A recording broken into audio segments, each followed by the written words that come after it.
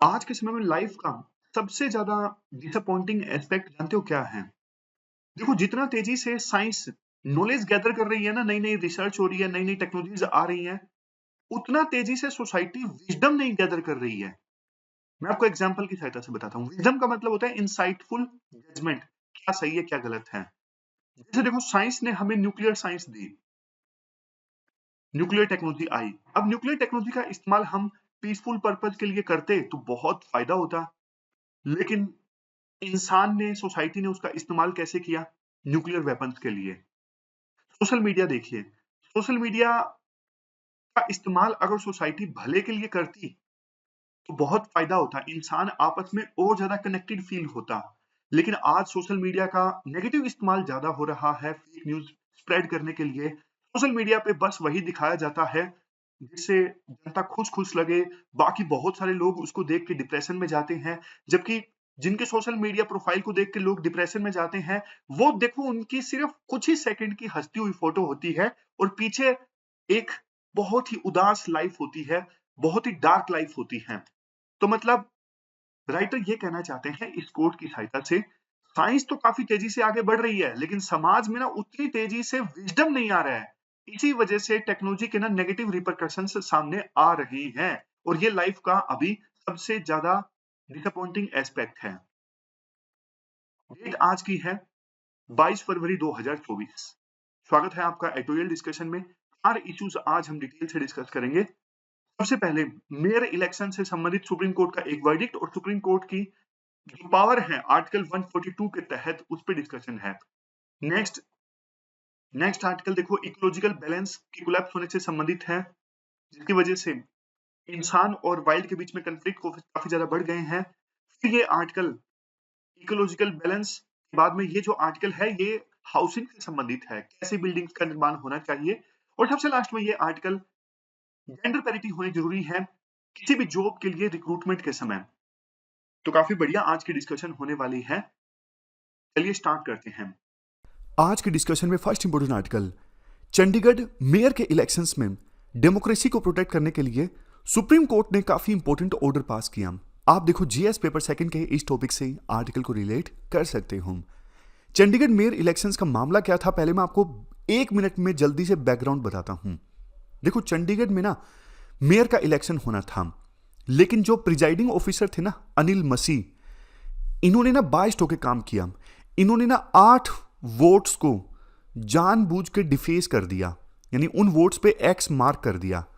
अब नियम ये है, आप बैलेट पेपर से अपना वोट देते हो ना, काउंसलर बैलेट पेपर से अपना वोट देते हैं, तो वो ना वोट के अलावा कुछ और मार्क नहीं कर सकते, बैलेट पेपर पे कुछ भी मार्क नहीं कर सकते। लेकिन अनिल मसीह ने ना, जो बीजेपी से संबंध रखते थे, इन्होंने ना जानबूझ के अपोजिशन पार्टी के 8 काउंसलर के वोट्स पे ना एक्स मार्क कर दिया। अब रूल के अनुसार उन 8 काउंसलर्स का जो वोट था ना, वो नलीफाई हो गया, वो डिस्क्वालीफाई हो गया। इसके बाद देखो आसानी से बीजेपी के मेयर बन गए चंडीगढ़ में। लेकिन देखो प्रिजाइडिंग ऑफिसर अनिल मसीह जब ये कर रहे थे ना, यानी अपोजिशन के 8 काउंसलर्स के बैलेट पेपर पे एक्स मार्क कर रहे थे, तो वो बार बार कैमरे में भी देख रहे थे और कैमरे की वो फुटेज वायरल हो गई, वो सुप्रीम कोर्ट के पास भी पहुंची। सुप्रीम कोर्ट ने कहा कि ये तो देखो साफ साफ डेमोक्रेसी को लूटने वाली बात है, ऐसा नहीं होना चाहिए। सुप्रीम कोर्ट ने तुरंत के तुरंत आदेश दिया कि सारे जो रिकॉर्ड्स है ना चंडीगढ़ मेयर के इलेक्शन से संबंधित, जैसे कैमरे की फुटेज, बैलेट पेपर्स, सब कुछ पंजाब एंड हरियाणा हाईकोर्ट के रजिस्ट्रार के पास आप डिपॉजिट करवाओ और फिर वो हमारे पास आएंगे। तो सुप्रीम कोर्ट ने सारा का सारा रिकॉर्ड अपने पास मंगवा लिया। सुप्रीम कोर्ट ने फुटेज देखी और प्रिजाइडिंग ऑफिसर से पूछा गया कि आपने ये एक्स मार्क क्यों किया अपोजिशन काउंसलर्स के बैलेट पेपर पर। तो उन्होंने जवाब दिया कि पहले से उन्होंने कुछ लिख रखा था, मैं उनको उनके वोट्स को अलग कर रहा था, इसलिए मैंने उनके वोट्स पे एक्स लिखा। सुप्रीम कोर्ट ने इस तर्क को नहीं माना। सुप्रीम कोर्ट ने बोला दोबारा से चंडीगढ़ मेयर के इलेक्शंस करवाने की जरूरत नहीं है, यहीं से काउंटिंग हो, लेकिन अपोजिशन के 8 काउंसलर्स का वोट जिसको नलीफाई कर दिया गया था उसे भी माना जाए। तो ऐसा होने के बाद फिर अब देखो आम आदमी पार्टी और कांग्रेस का मेयर बन गया चंडीगढ़ में। अब देखो ये पॉलिटिक्स जो है वो हमारे उतने काम की नहीं है, क्योंकि आंसर्स में ना तो हम पॉलिटिकल पार्टीज का नाम लिख सकते हैं, लेकिन इस पूरे इशू में ना एक चीज जो निकल के आती है वो है सुप्रीम कोर्ट की पावर्स अंडर आर्टिकल 142, ये हमारे काम की है। देखो, सुप्रीम कोर्ट ने चंडीगढ़ मेयर के इलेक्शंस में डेमोक्रेसी को प्रोटेक्ट किया, बहुत ही अच्छी बात है। यह कड़ा सिग्नल भी है विभिन्न पॉलिटिकल पार्टीज को कि आप इस प्रकार से डेमोक्रेसी को लूटने की कोशिश करोगे, हम बर्दाश्त नहीं करेंगे, चाहे वो कोई भी पार्टी हो, कांग्रेस हो, बीजेपी हो, आम आदमी पार्टी हो, कोई भी हो। लेकिन सुप्रीम कोर्ट ने ना जो आदेश दिए इस पूरे इशू में अंडर आर्टिकल 142, उस पावर पे सवाल उठते हैं। संविधान का आर्टिकल 142 ना सुप्रीम कोर्ट को बहुत ज्यादा डिस्क्रिशनरी पावर देता है। क्या है आर्टिकल 142? ये देखो, आर्टिकल 142 संविधान का कहता है कि सुप्रीम कोर्ट ना कोई भी ऑर्डर पास कर सकती है कंप्लीट जस्टिस इंश्योर करने के लिए। मतलब ना आप यूं कह सकते हो कि ये ना kind of article 142 blank cheque है सुप्रीम कोर्ट के लिए कि भैया आप कुछ भी करो, जस्टिस इंश्योर करने के लिए आप कुछ भी करो, ऐसा है ये आर्टिकल 142। और इसी आर्टिकल के तहत अपनी पावर्स का इस्तेमाल करते हुए सुप्रीम कोर्ट ने चंडीगढ़ मेयर इलेक्शंस के सारे जो रिकॉर्ड हैं अपने पास मंगवाए, फिर बोला कि दोबारा इलेक्शंस करवाने की जरूरत नहीं है, उसी इलेक्शन का रिजल्ट कंसीडर किया जाए, सिर्फ 8 वोट्स को अब वैलिड वोट माना जाए। तो ना कुछ लीगल एक्सपर्ट्स ना इस आर्टिकल 142 को अच्छा बताते हैं, बोलते हैं कि देखो ये आर्टिकल 142 जो है वो चेक्स एंड बैलेंस इस्टेब्लिश करता है। चेक्स एंड बैलेंस मतलब लेजिस्लेटिव अपना काम नहीं करता है, तो कंप्लीट जस्टिस इंश्योर करने के लिए सुप्रीम कोर्ट इस आर्टिकल के तहत कोई कानून भी बना सकता है। एग्जीक्यूटिव यानी सरकार अपना काम ठीक से नहीं करती है, तो इस आर्टिकल के तहत अपनी पावर का इंश्योर करने के लिए, पावर का इस्तेमाल करके कंप्लीट जस्टिस इंश्योर करने के लिए सरकार की तरह सुप्रीम कोर्ट कोई ऑर्डर भी पास कर सकती है, यानी कोई चीज इंप्लीमेंट भी कर सकती है। अथाह पावर मिलती है सुप्रीम कोर्ट को इस आर्टिकल के अंतर्गत, और वो जरूरी भी है क्योंकि लेजिस्लेटिव और एग्जीक्यूटिव जब अपना काम नहीं करेंगे तो सुप्रीम कोर्ट को आगे आना पड़ेगा, और उसी के लिए है ये आर्टिकल 142। लेकिन देखो यहां पे दूसरी डायमेंशंस भी इन्वॉल्व है, जैसे आर्टिकल 142 की सहायता से सुप्रीम कोर्ट जो है सिटीजन्स के राइट्स को अपहोल्ड करती है। जब भी सिटीजन्स का राइट्स वायलेट होता है, चाहे वो कानून के थ्रू हो या फिर सरकार के थ्रू हो, तो सुप्रीम कोर्ट इस आर्टिकल का इस्तेमाल करके सिटीजन्स के राइट को अपहोल्ड करती है। चेक्स एंड बैलेंस भी है, जस्टिस इंश्योर करने के लिए जरूरी है आर्टिकल 142। तो ये सारे जो आर्ग्यूमेंट्स है ना वो पक्ष में हैं। लेकिन देखो आर्टिकल 142 के ना विपक्ष में भी काफी सारे आर्ग्यूमेंट्स हैं। विपक्ष में आर्ग्यूमेंट इसलिए हैं, सबसे पहली चीज, कई बार ना सुप्रीम कोर्ट इस आर्टिकल का इस्तेमाल करके बिल्कुल इलॉजिकल ऑर्डर पास कर देती है। इलॉजिकल ऑर्डर जैसे हाईवेज के नजदीक 100 मीटर के दायरे में कोई भी शराब का ठेका नहीं होना चाहिए, शराब की दुकान नहीं होनी चाहिए। सुप्रीम कोर्ट ने यह ऑर्डर पास किया था आर्टिकल 142 के तहत। लेकिन देखो इस ऑर्डर की वजह से लाखों लोगों की जॉब्स खतरे में आ गई, क्योंकि हाईवेज के नजदीक आपको पता है होटल्स भी होते हैं, रेस्टोरेंट्स भी होते हैं, बहुत कुछ होता है। अगर वो सारे बंद हो गए तो कितने लोगों की जॉब चली जाएगी। तो काफी इलॉजिकल ऑर्डर था, सुप्रीम कोर्ट का काफी क्रिटिसिज्म हुआ था। इसके अलावा देखो सुप्रीम कोर्ट ना कई बार आर्टिकल 142 के तहत कानून बना देती है, लेकिन सुप्रीम कोर्ट एक्सपर्ट थोड़ी है कानून बनाने में। कानून बनता है जब पार्लियामेंट में पूरी डिस्कशन होती है, अलग अलग ओपिनियन सामने आती हैं, जनता का जो ओपिनियन है वो सामने आता है, तब जाके कोई कानून बनता है। लेकिन सुप्रीम कोर्ट ये सब थोड़ी ना करती है कानून बनाने से पहले आर्टिकल 142 के तहत। सुप्रीम कोर्ट तो सीधा बोल देती है कि जब तक कानून नहीं बनेगा हम जो ऑर्डर पास कर रहे हैं यही कानून है, बिना कोई डिस्कशन के, बिना सिटीजन्स का कंसल्ट किए बस सुप्रीम कोर्ट ने कानून बना दिया इस आर्टिकल के तहत। गलत है। और दूसरी चीज देखो, सुप्रीम कोर्ट जब ऐसा करती है, कानून बना देती है या फिर एग्जीक्यूटिव के डोमेन में घुस जाती है, तो ये जुडिशियल ओवररीच है। जुडिशियल अपने दायरे से बाहर जाके काम कर रही है। इससे तो डेमोक्रेसी का बैलेंस हिल जाएगा जब कोई भी पिलर, चाहे वो जुडिशरी हो, लेजिस्लेटिव हो, एग्जीक्यूटिव हो, जो अपनी डोमेन से बाहर जाके दूसरे डोमेन्स की, दूसरे पिलर्स की पावर को कैप्चर करने की कोशिश करेगा। तीसरी चीज, सुप्रीम कोर्ट जैसे कई बार ये ऑर्डर पास कर देती है ना, इकोनॉमिक इंपैक्ट वाली मैंने आपको बात बोली कि सुप्रीम कोर्ट इकोनॉमिक रैशनल नहीं देखती कि हम जो ऑर्डर पास कर रहे हैं उससे इकोनॉमी को कितना नुकसान होगा। नहीं, सुप्रीम कोर्ट ये सब चीजें नहीं देखती। ना ही सुप्रीम कोर्ट के जजेस के पास में इतनी कैपेबिलिटी होती है कि वो हर एक डोमेन को बिल्कुल डीप में जाके कंसीडर कर सके। समझे? तो देखो ये क्रिटिसिज्म है सुप्रीम कोर्ट जो आर्टिकल 142 का अंधाधुंध कई बार इस्तेमाल करती है। अब ना कुछ जजमेंट्स हैं आर्टिकल 142 से संबंधित, एक बार आप जजमेंट्स भी देख लीजिए, जजमेंट्स इंपॉर्टेंट है। 1962 में प्रेमचंद गर्ग केस में सुप्रीम कोर्ट ने यह बोला था कि देखो सुप्रीम कोर्ट जब आर्टिकल 142 के तहत अपनी अंधाधुंध पावर्स का इस्तेमाल करे ना, तो वो पावर्स, वो ऑर्डर जो सुप्रीम कोर्ट पास करे वो संविधान से अलाइन होनी चाहिए। ऐसा नहीं कि आर्टिकल 142 के तहत सुप्रीम कोर्ट ने कोई ऐसा ऑर्डर पास कर दिया जो संविधान के ही अगेंस्ट है, समझे। फिर नेक्स्ट केस आता है अंतुल्य केस 1988। इसमें 7 जजेस की एक बेंच ने यह बोला कि प्रेमचंद्र गर्ग की जो रूलिंग है ना बिल्कुल सही है, यानी जो तय प्रिंसिपल्स है ना, जैसे फंडामेंटल राइट्स हैं, डीपीएसपी है, संविधान के दूसरे प्रिंसिपल्स हैं, उनको अपहोल्ड करना जरूरी है आर्टिकल 142 के तहत कोई ऑर्डर पास करते वक्त। यह बोला गया 1988 के अंतुल्य केस में। लेकिन देखो 1991 में एक ऑर्डर आया union carbide corporation versus union of India case. इसमें ना सुप्रीम कोर्ट ने यह क्लैरिफाई किया कि भैया ये आर्टिकल 142 के तहत हमारी जो पावर है ना, चलो मान लिया कि हम संविधान से तो अलाइन करेंगे, लेकिन अगर कोई कानून बना हुआ है पार्लियामेंट के थ्रू, उसके विरुद्ध जाके अगर हम ऑर्डर पास करते हैं ना आर्टिकल 142 के तहत, तो कोई दिक्कत नहीं है, हम पास कर सकते हैं, क्योंकि हमारे पास जो ये पावर है ना 142 वाली, ये हमें संविधान ने दी है। तो संविधान वाली पावर्स जाहिर तौर पे ऊपर है किसी नॉर्मल कानून की पावर से। तो कोई कानून पार्लियामेंट ने सिंपल बनाया हुआ है, उसके विरुद्ध जाके अगर हम ये ऑर्डर पास करते हैं आर्टिकल 142 के तहत, दैट इज राइट। ये सुप्रीम कोर्ट ने बोला 1991 के जजमेंट में।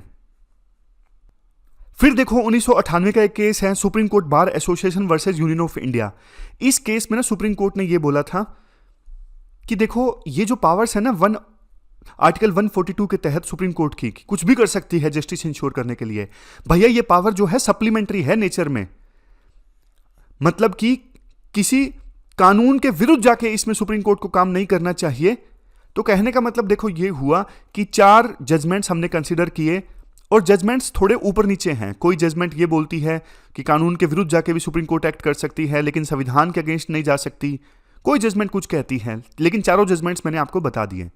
वे फॉरवर्ड में क्या कहा जाता है, सबसे पहले तो ना आर्टिकल में जो दिया हुआ है कि कंप्लीट जस्टिस इंश्योर करने के लिए सुप्रीम कोर्ट कोई भी ऑर्डर पास कर सकती है। सबसे पहले तो कंप्लीट जस्टिस का ना मीनिंग क्लैरिफाई करना चाहिए कि कंप्लीट जस्टिस का मीनिंग क्या है। दूसरा, सरकार को ना व्हाइट पेपर पब्लिश करना चाहिए कि इस आर्टिकल का इस्तेमाल करके सुप्रीम कोर्ट ने कब कब ऑर्डर पास किए, उनका क्या फायदा हुआ, क्या नुकसान हुआ, सब कुछ गवर्नमेंट को अपने व्हाइट पेपर में रिलीज करना चाहिए। नेक्स्ट, सुप्रीम कोर्ट का ना आर्टिकल 142 के तहत अपनी पावर्स को ना सावधानी पूर्वक इस्तेमाल करना चाहिए रेयर केसेस में। अगर डेली बेसिस पे देखो इस्तेमाल करने लगेगी फिर तो ये पावर डाइल्यूट हो जाएगी और क्वेश्चंस उठना लाजमी है। तो ये पूरा आर्टिकल हमने डिस्कस किया, आर्टिकल 142 सुप्रीम कोर्ट की पावर्स। चलते हैं आगे। इसके बाद नेक्स्ट आर्टिकल, देखो केरला में ना बहुत बड़ी कंट्रोवर्सी पैदा हो गई। वहां पे ना मैन वर्सेस वाइल्ड कन्फ्लिक्ट की वजह से ना कुछ लोगों की जान चली गई। तो ना लोग अभी प्रोटेस्ट कर रहे हैं कि सरकार कुछ एक्शन नहीं ले रही है इसे रोकने के लिए। तो ओपोजिशन और सरकार के बीच में काफी रसाकसी चल रही है। तो ये आर्टिकल फोकस करता है कि इकोलॉजिकल बैलेंस जो है वो कोलैप्स कर गया है और नेचर के अगेंस्ट एक अनडिक्लेयर्ड वार चलाया जा रहा है इंसान के द्वारा। आप देखो जीएस पेपर 3 के इस टॉपिक से आर्टिकल को रिलेट कर सकते हो। देखो वायनाड केरला का एक डिस्ट्रिक्ट, यहां पे ना एक प्रकार से अनडिक्लेयर्ड वार देखने को मिल रहा है एनिमल और इंसान के बीच में। यहां पे देखो एक एलिफेंट जिसका नाम है बेलूर मखना, इन्होंने ना 47 साल के एक किसान की हत्या कर दी। इसके बाद एलिफेंट्स के एक ग्रुप ने ना इको टूरिज्म गाइड की हत्या कर दी कुरुआ द्वीप आइलैंड्स पर। देखो ये तो सिर्फ 2 इंसिडेंट्स हैं, इसके अलावा भी आगे डेटा है कि किस प्रकार से हजारों एकड़ की जो फसल है बर्बाद की जा चुकी है एनिमल्स के द्वारा। पिछले कुछ सालों में यहां पर 51 डेथ्स हुई हैं।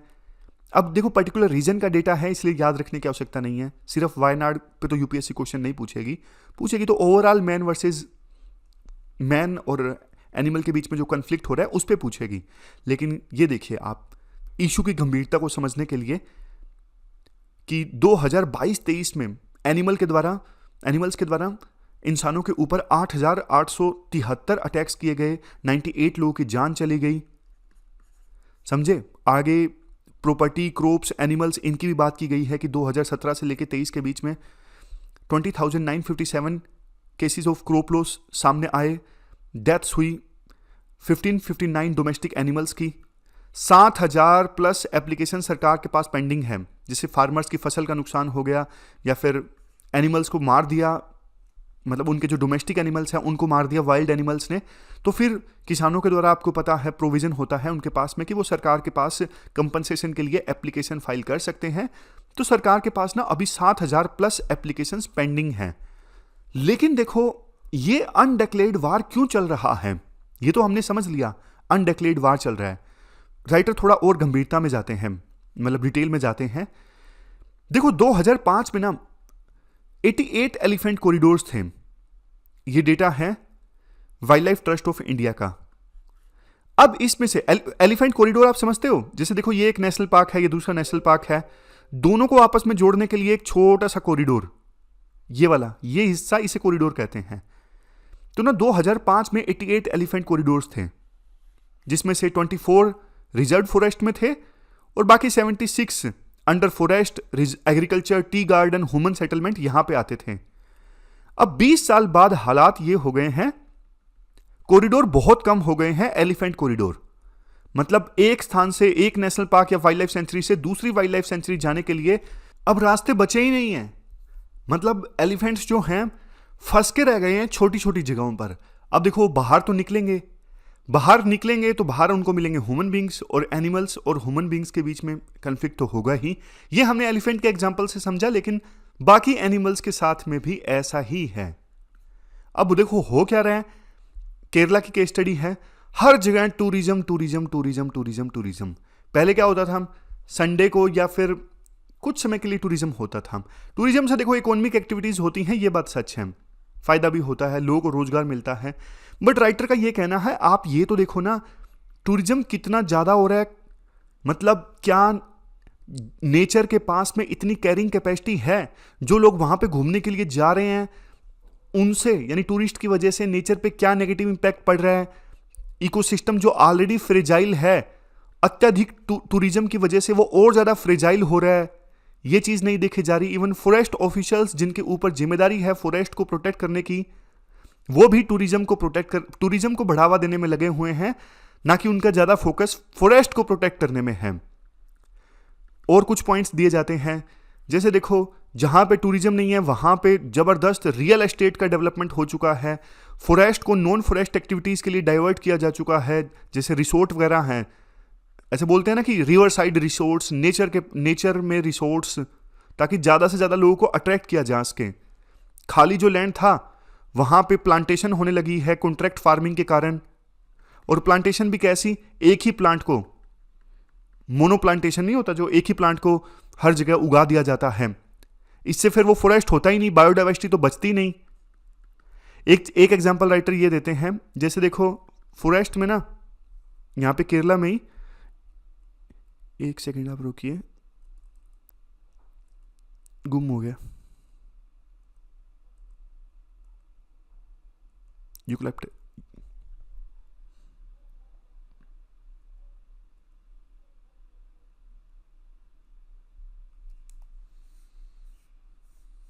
फॉरेन ट्रीज को प्लांट कर दिया गया है, खास करके ब्रह्मगिरी हिल्स, बनासुरा हिल्स और कैमरा हिल्स, इन सब जगहों पर फॉरेन प्लांट्स जैसे यूकलिप्टस एंड एकेशिया।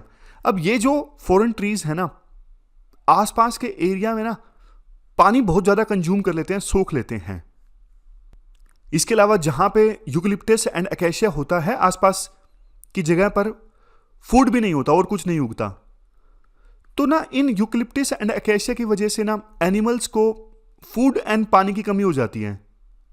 अब वो मजबूरी में कहां जाएंगे, वो आउटर एरियाज की तरफ जाएंगे। आउटर एरियाज की तरफ जाएंगे तो उनको मिलेंगे ह्यूमन बींग्स के साथ में फिर कंफ्लिक्ट होगा। अब एग्जाम्पल दिया जाता है, जैसे वायनाड के फॉरेस्ट में ना 1 लाख हेक्टेयर का फॉरेस्ट एरिया है, 1 लाख में से 36,000 का जो एरिया है, यहां पे तो सिर्फ मोनोकल्चर प्लांटेशन है सच एज यूकलिप्टस। एनिमल्स को कितना बुरी तरीके से मैनेज किया जाता है उसका एग्जाम्पल दिया जाता है। रिसेंट में ना एक ऑपरेशन चलाया गया, ऑपरेशन जंबो परेड। इसमें ना 9 एलिफेंट्स को कैप्चर किया गया और ना 2 को रिलीज कर दिया गया केरला में, उनके ऊपर रेडियो कॉलर लगा के। लेकिन देखो 2 एलिफेंट्स के ऊपर रेडियो कॉलर तो लगा दिया गया, लेकिन उसके बाद कोई सर्विलियंस नहीं, कोई देखने वाला ही नहीं कि एलिफेंट कहां पे जा रहे हैं, कहां पे नहीं जा रहे हैं। समझ गए? मतलब जो एलिफेंट्स तंग कर रहे थे ना, उनको कैप्चर किया, 2 को रिलीज कर दिया गया केरला के फॉरेस्ट में, लेकिन बाद में कोई देखने वाला ही नहीं कि भैया ये एलिफेंट जो रिस्की हैं कहां पे घूम रहे हैं, क्या वो फर्दर नुकसान पहुंचा रहे हैं ह्यूमन बींग्स को, नहीं, कोई देखने वाला नहीं। तो ये कितनी बड़ी लापरवाही है फॉरेस्ट ऑफिशियल्स की। लास्ट में देखो 3 सजेशंस राइटर देते हैं। अब जो घटना हुई ना वायनाड में, एलिफेंट ने एक किसान को मार दिया, उसके बाद कंट्रोवर्सी जनरेट हुई, तो सरकार ने एक हाई लेवल कमेटी गठित कर दी, उसके बाद एक रैपिड रिस्पॉन्स टीम भी बना दी। लेकिन ना 3 सजेशंस राइटर अपनी तरफ से देते हैं। सबसे पहले तो ना, चाहे वो फॉरेस्ट डिपार्टमेंट हो, रेवेन्यू डिपार्टमेंट हो, टूरिज्म डिपार्टमेंट हो, इन सबको ना सिचुएशन को पूरा असेस करना होगा कि नेचर कितना ज़्यादा यहाँ पर इन एरियाज में फ्रेजाइल हो चुके हैं, इकोसिस्टम कितना कमज़ोर हो चुका है। जब ये चीज़ एक्नॉलेज की जाएगी, ये चीज़ मानी जाएगी, फिर फर्दर ढंग से स्टेप्स उठेंगे। अभी तो मानती नहीं है सरकार। दूसरी चीज़, यूनियन मिनिस्ट्री ऑफ इन्वायरमेंट के अंतर्गत ना कई सारे राज्यों के रिप्रेजेंटेटिव्स को मिला के एक कमेटी बननी चाहिए, स्टैट्यूटरी कमेटी, जो आपस में फॉरेस्ट इश्यूज को लेके कोऑर्डिनेट करें, क्योंकि ना यहाँ पे जंगल काफ़ी ज़्यादा घने हैं और विभिन्न राज्यों में फैले हुए हैं, तो इसलिए एक स्टैट्यूटरी कमेटी बनाया जाए। तीसरा, फॉरेस्ट कंजर्वेशन एक्ट के तहत जो प्रोविजन है ना कि आप फॉरेस्ट को नॉन फॉरेस्ट एक्टिविटीज की तरफ डाइवर्ट करना है, तो लोकल लोग जो वहां पे रहते हैं, लोकल स्टेक होल्डर हैं, उनसे कंसेंट लेना जरूरी है, ताकि ना फर्दर फॉरेस्ट को डिग्रेड होने से बचाया जा सके, लोकल स्टेक होल्डर्स को इन्वॉल्व किया जा सके प्रोसेस में। लास्ट में ये बात बोली जाती है कि देखो अल्टीमेटली अगर ऐसा ही चलता रहा ना, तो ये जो अनडिक्लेयर्ड वार है नेचर के अगेंस्ट, अभी तो इससे ना सिर्फ नेचर को नुकसान पहुंच रहा है, एनिमल्स खत्म हो रहे हैं, पेड़ पौधे खत्म हो रहे हैं, जंगल खत्म हो रहे हैं, लेकिन अल्टीमेटली नुकसान किसका है? ह्यूमन बींग्स का। तो हमें एक्शन लेना होगा अभी से, बहुत हो गया। तो ये पूरा आर्टिकल हमने डिस्कस किया, चलते हैं आगे। इसके बाद next article housing for all से संबंधित है। ये भी काफी इंपॉर्टेंट इश्यू है। आप देखो जीएस पेपर 3 के इस टॉपिक से आर्टिकल को रिलेट कर सकते हो। इस साल की बजट स्पीच में ना हमारी वित्त मंत्री निर्मला सीतारमण ने यह कहा कि प्रधानमंत्री आवास योजना ग्रामीण के तहत ना 2 करोड़ एडिशनल हाउसेस बनाए जाएंगे और मिडिल क्लास के लिए भी एक नई हाउसिंग स्कीम लॉन्च की जाएगी। देखो 2015 से लेके अभी तक हाउसिंग फॉर ऑल इनिशिएटिव के अंतर्गत अभी तक देखो 3 करोड़ घर तो रूरल एरियाज में बनाए जा चुके हैं और 80 लाख घर अर्बन एरियाज में अफोर्डेबल घर बनाए गए हैं सरकार के द्वारा। अब देखो एक चीज आपको बताता हूं, नए जो घर बन रहे हैं ना, ये बनते हैं लाइट हाउस प्रोजेक्ट की फॉर्म में। जैसे देखो शहर में घर बनाने हैं, अफोर्डेबल घर गरीब लोगों के लिए, तो इस प्रकार से लाइट हाउस प्रोजेक्ट डेवलप होगा, जिसमें ना कंस्ट्रक्शन काफी तेजी से होता है, बहुत ज्यादा स्पीड से कंस्ट्रक्शन होता है, ताकि धीरे धीरे कंस्ट्रक्शन होगा तो फिर इतने सारे घर बनाने हैं, कैसे पार पड़ेगी? नहीं पड़ेगी। तो ना इसलिए लाइट हाउस प्रोजेक्ट डेवलप किए जाते हैं। अब इनमें क्या होता है, टाइम बचता है, घर अच्छे बनते हैं, अफोर्डेबल हाउस जल्दी से बन जाते हैं। और जो ये लाइट हाउस प्रोजेक्ट बनते हैं ना, लेटेस्ट टेक्नोलॉजी का इस्तेमाल करते हैं, जैसे माई-1 टेक्नोलॉजी है, लेटेस्ट कंस्ट्रक्शन टेक्नोलॉजी है माई-1। अब देखो लेकिन जो माई-1 टेक्नोलॉजी है ना, इसमें क्या है, ये एडवांस एल्यूमिनियम फ्रेमवर्क इस्तेमाल करती है कंस्ट्रक्शन के दौरान ये टेक्नोलॉजी, जो कि ना ये इंश्योर करती है कि इसमें एल्यूमिनियम जो है वो रिसाइक्लेबल रहे, रीयूजेबल रहे, मतलब काफी लेटेस्ट टेक्नोलॉजी है। लेकिन एक दिक्कत है, बाकी सब ठीक है, माई-1 टेक्नोलॉजी का इस्तेमाल होता है, लाइट हाउस प्रोजेक्ट बनते हैं इस उम्मीद के साथ में भी कि जल्दी घर बन जाए, कम टाइम में बच जाए और कॉस्ट भी कम आए, इन्वायरमेंट को कम से कम नुकसान पहुंचे। बट देखो होता क्या है, ये जो प्रोजेक्ट है ना, इस प्रकार से माई-1 टेक्नोलॉजी का इस्तेमाल होता है, तो इसमें ना थर्मल इंसुलेशन पे ध्यान नहीं होता। मतलब गर्मी काफी ज्यादा हो जाती है गर्मियों के दौरान इस टेक्नोलॉजी से जब घर बनता है। अब गर्मी काफी ज्यादा हो जाती है गर्मियों के दौरान, तो गरीब लोग क्या करते हैं, मजबूरी में उनको एसी वगैरह लगवाना पड़ता है। ज़्यादा अच्छा वो एसी लगवा नहीं सकते 5 स्टार वाला, वो 1.5 स्टार वाला, 2 स्टार वाला लगवाते हैं। बिजली का बिल काफ़ी ज़्यादा आता है, तो कई बार तो वो रह भी नहीं पाते उस घर में इन सब रीजनों की वजह से कि हाँ बिजली का बिल काफ़ी ज़्यादा आ रहा है और गर्मी काफ़ी ज़्यादा है। और आपको भी पता है कि बिजली की कंजप्शन ज़्यादा होगी तो एमिशन ज़्यादा होगा। मतलब शुरुआत में सोचा गया था कि टेक्नोलॉजी बढ़िया है, एमिशन कम होगा, कॉस्ट भी कम आएगी और टाइम भी कम लगेगा घरों को बनाने में। लेकिन ना over the period of time बल्कि ज़्यादा खपत हो जाती है, पैसा भी ज़्यादा लग जाता है, कंजप्शन ज़्यादा हो जाती है और इसके अलावा एमिशन भी ज़्यादा हो जाता है। लेकिन ना दिक्कत ये है सप्लाई चेन में, यानी घर बनाने में जो पूरे स्टेक होल्डर्स हैं ना, सारे के सारे, कोई सप्लायर है, कोई किसी को कंस्ट्रक्शन प्रोजेक्ट मिला हुआ है, कोई इंस्पेक्शन करने वाला है, वो इस चीज़ पे ध्यान नहीं देते कि हाँ देखो थर्मल इंसुलेशन का भी ध्यान रखना चाहिए ताकि ना लोकल क्लाइमेट के हिसाब से टेम्परेचर मेंटेन रहे। नहीं, इस चीज़ का ध्यान नहीं दिया जाता। तो एग्जाम्पल दिया जाता है राइटर के द्वारा, एक इनिशिएटिव है इको निवास संहिता। इको निवास संहिता में ना बिल्डिंग कोड के बारे में प्रोविजंस बताए गए हैं कि बिल्डिंग कोड कैसी होनी चाहिए कंस्ट्रक्शन करते वक्त। तो इसमें बताया गया कि बिल्डिंग को ना इस प्रकार से बिल्ड करो कि इलेक्ट्रिसिटी की कंजम्पशन ना कम से कम हो। तो ये हाउसिंग फॉर ऑल इनिशिएटिव के तहत जो घर बनाए जाते हैं ना, वहां पर भी इको निवास संहिता का ध्यान दिया जाए। एक और एग्जांपल है गुजरात के राजकोट में ना स्मार्ट घर 3 प्रोजेक्ट डेवलप किया गया। यह अफोर्डेबल हाउसिंग इनिशिएटिव है और अंडर द प्रधानमंत्री आवास योजना के तहत ही स्लम को रीडेवलप किया गया है।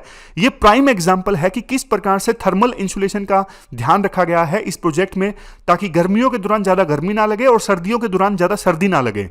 बाकी जगह भी इसी बिल्डिंग कोड का ध्यान रखना चाहिए, जो कि अक्सर नहीं रखा जाता है, हम ये देखते हैं।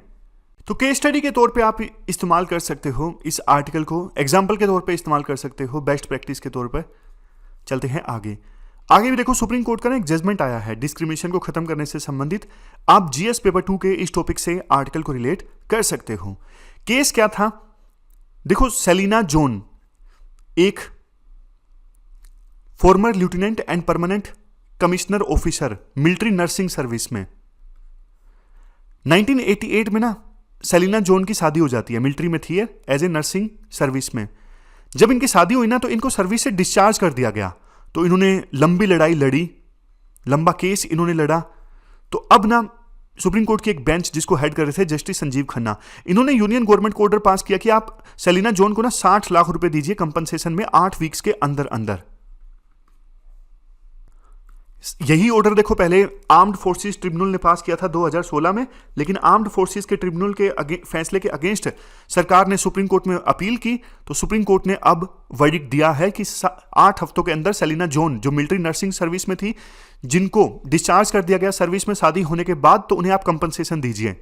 सुप्रीम कोर्ट ने ना अपने ऑर्डर में यह कहा, देखो बहुत हो गया ये पुरानी सोच, ये पैट्रियार्कल सोच।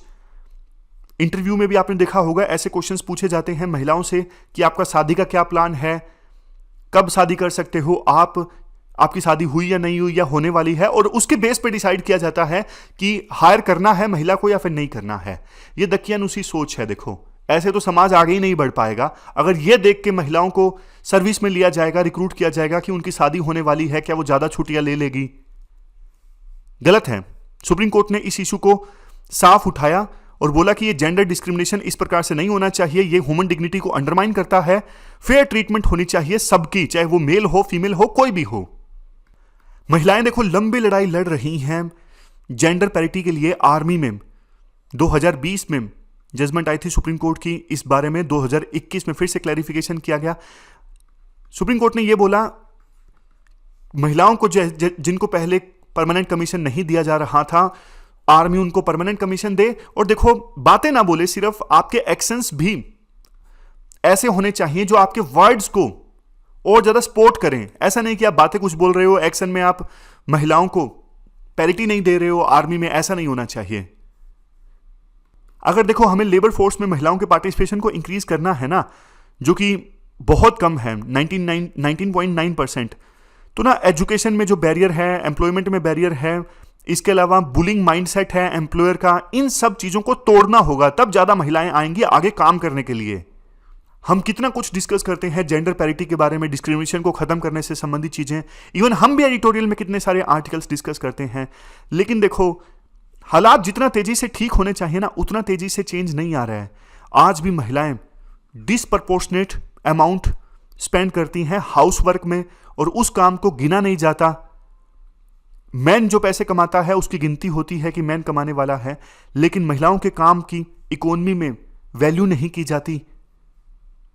आज भी महिलाएं कितना कम है लीडरशिप रोल में, आप कोई भी ऑर्गेनाइजेशन उठा के देख लीजिए। सरकार के द्वारा स्कीम्स अनाउंस की जाती हैं, लेकिन देखो जब तक सोशल और कल्चरल नॉर्म चेंज नहीं होंगे ना, समाज नहीं बदलेगा, कल्चर नहीं बदलेगा, तब तक महिलाओं की कंडीशन ठीक नहीं होगी। तो ये पूरा आर्टिकल हमने डिस्कस किया महिलाओं की कंडीशन से संबंधित। अब लास्ट में क्वेश्चंस आप देख लीजिए, लास्ट में क्वेश्चंस देख लीजिए जो आपको अटेम्प्ट करने हैं। देखो 2 क्वेश्चंस आपको अटेम्प्ट करने हैं, एक तो ह्यूमन वाइल्ड लाइफ कन्फ्लिक्ट से संबंधित और दूसरा जेंडर डिस्क्रिमिनेशन से संबंधित जॉब्स में रिक्रूटमेंट के समय।